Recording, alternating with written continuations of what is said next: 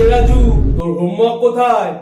Sir, খাতা তো সঙ্গে করেই নিয়ে আসছিলাম, কিন্তু রাস্তার মধ্যে একটা গরু সব খাতা খেয়ে ফেলেছে।